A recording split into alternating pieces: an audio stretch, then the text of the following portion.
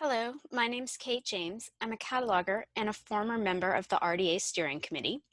This video in the RDA Concept series is on domain and range. If you haven't already done so, I suggest that you watch the video on elements before watching this one, because this video is going to build upon concepts I introduced there, specifically relationship elements.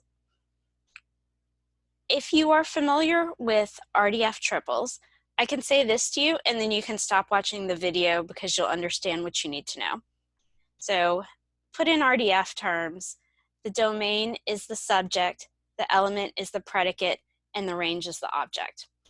If you are not familiar with RDF triples, you don't understand them, and you're wondering what I just said, don't worry. This can still become very clear to you, and I'll walk you through how it's used in RDA. This concept is part of the new RDA. It was not in the original RDA explicitly, but it was implicit because there were relationship elements in original RDA. So every element in RDA has a domain entity. This is the entity that is being described by the element. Here's an example that with language of expression. So language of expression describes the entity expression. There is no range entity here because this isn't a relationship element, but I'll take a look at a relationship element now so you can see both of them. Okay, here's a relationship element. The domain is work. That's the entity that's being described by this element. The range entity is agent. So the range entity is the value that's recorded for the relationship element. The range entity is the one that describes the domain entity using a relationship element. Remember how in the previous video I said that the definitions for elements in RDA are written so in terms of the value that you're supposed to record for them. So since this is a relationship, it's written in terms of agent, because I'm expected to record an agent who is responsible for a work. I'll show you some examples of this. At the bottom here. Oops, sorry, I passed them up. Okay, here's a view and context example. So this is for the work that is known by the preferred title of work, the gates. This work has creator agent of work, Christo, and this work has creator agent of work, Jean-Claude. At this point, you might be thinking, wait a minute, Christo and Jean-Claude are people. Absolutely, they are. So remember, as I said in the entities video, there are broader entities and more narrow entities. So every person is by definition an agent.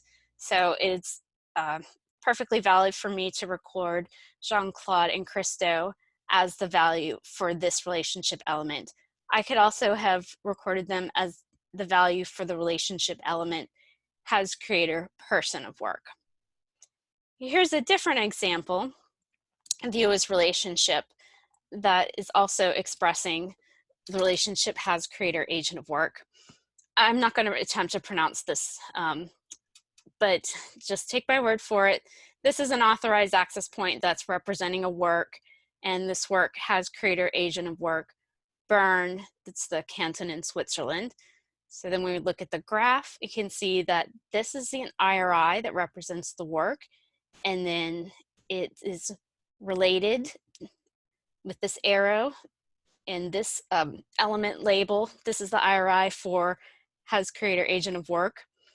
And then this is the range entity IRI. It represents Bern, the canton in Switzerland. So a lot of people find these element labels awkward.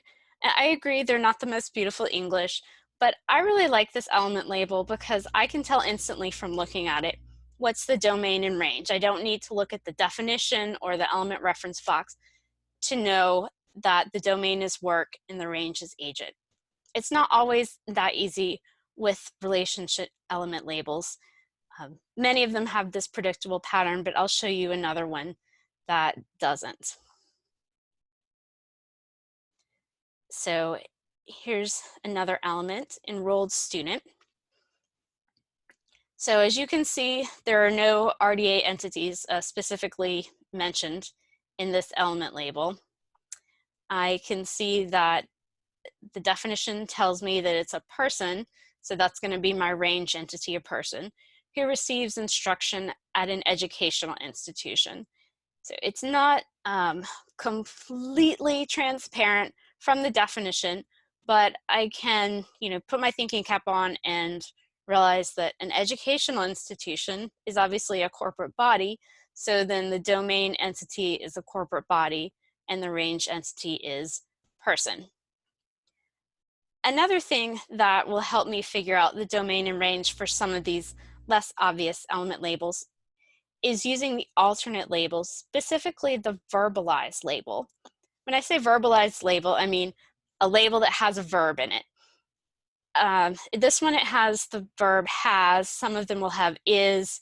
Those are the only two verbs I can think of used with the element labels, but I don't want to say that those are the only two verbs used, because as soon as I do, somebody will email me tomorrow with an example of a third verb that I've forgotten about. So these verbalized labels come from the RDA registry, and they're great for making sentences using the element label and the domain and range entity. So for example, I could say, Harvard University has enrolled student John Doe, and that's a pretty good English sentence. And then it's pretty clear that my domain is corporate body and my range is person. And in that specific example, it's Harvard University is the domain and John Doe is the range. Another trick that I use with these less intuitive element labels is to look at the definition in the RDA registry.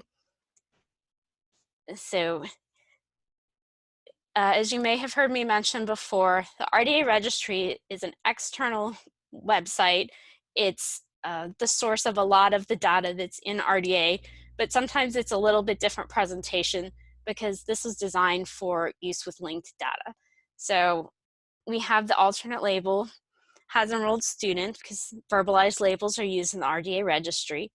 And the definition, it's a little bit different than the one in the RDA toolkit, but it means the same thing. So this tells me that it relates a corporate body, which is the domain, to a person, which is a range, who receives instruction at an educational institution.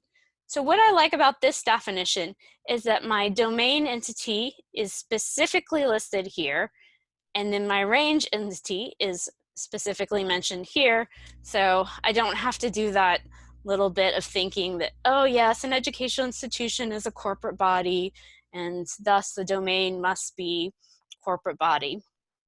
And I realize that that's not an awful lot of thinking to do, but when you're looking at hundreds of elements and getting familiar with RDA, it's really nice not to have to take that extra step and to just be able to see it instantly in the definition, the domain entity and the range entity.